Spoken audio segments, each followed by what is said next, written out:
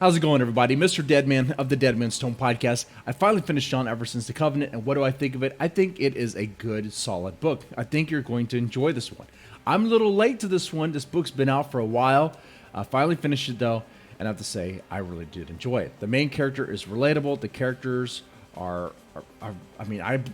they seem believable to me. The dialogue was really well written.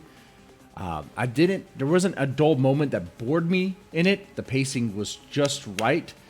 I think the only negative I could think of is that the ending kind of gives itself away. You kind of see where it's going about midway through, but it's the ride though. It's the ride along the way that makes it enjoyable, and that's what this is. That's what this is. Now, so what is this book about? Well, okay, so you have Joe. Yeah, the main character's name is Joe. It's Joe Everyman, Joe Every Guy, I know it's kind of cliche there, but yeah, his name is Joe, and he's a very relatable character. There's that, he is an investigator. Well, he's a journalist. He's a journalist from a big city, okay, but he goes to this small town, Terrell Point, to kind of get away from I guess the pressures of a big city, get a break. And what happens is he finds out about these mysterious, let's just call them jumps. People seem to go to this cliff quite a bit. This one particular cliff in Terrell Point, and they jump off. And of course, they hit the bottom near the ocean. They hit rocks. They get impelled, or they just die in gruesome ways. And they do this as if something's calling them to do it, as if something's forcing them to do it.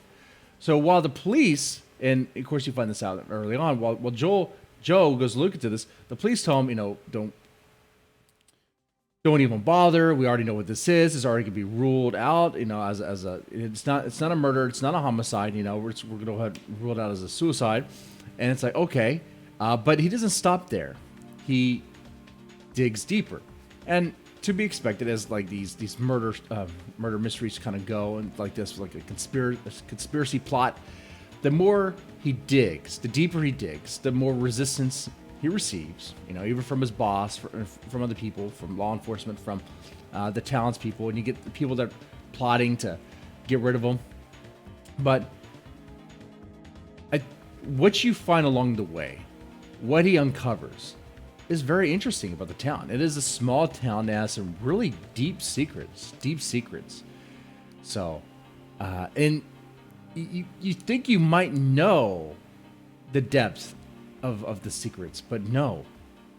Think again, because that part kind of wild me. It's like, oh, okay, this went deep. Now, like I said, good book. I definitely enjoyed it. The only people that wouldn't, I would imagine, are those that have a problem with forced sexual scenes. Okay, there are some scenes where there's forced sex, and there's a demonic presence behind it, and it's done for the story, for the purpose of the story. It's not done for shock value. I mean, some might argue that it is, but it's important for the story. Okay, and I would say John Everson, he was very tasteful about it. I mean, you have to ride that line, I guess.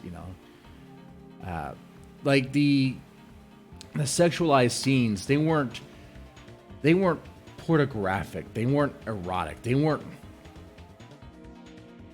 like Playboy or Hustler magazine about it. They were like maybe like Playboy, and with the side of satanic ritual. Okay, so there's that.